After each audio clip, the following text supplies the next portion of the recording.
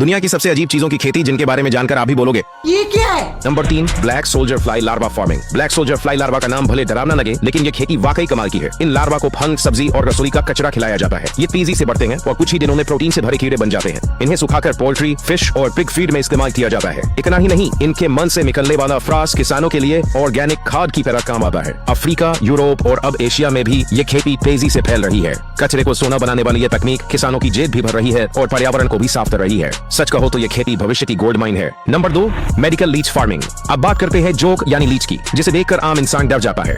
लेकिन यूरोप और इंग्लैंड में यही जोक करोड़ों का बिजनेस बना चुकी है। यहाँ खास फार्मों के अंदर स्टेराइल माहौल में लाखों लीच पाली जाती है। मेडिकल इंडस्ट्री इन्हें सर्जरी के बाद मरीजों के खून के बहाव को कंट्रोल करने के लिए इस्तेमाल करती है। Number 1, snake venom farming.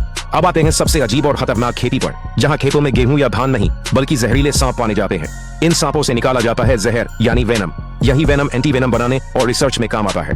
Thailand, Bharat और कई देशों में ये खेती बेहद रेगुलेटेड है, लेकिन कमाई का हाल ये है कि कुछ ही ग्राम वेनम लाखों रुपए में बिकता है। इसके अलावा फार्मा कंपनियां भी इस जहर का इस्तेमाल दवाइयों और रिसर्च में करती हैं।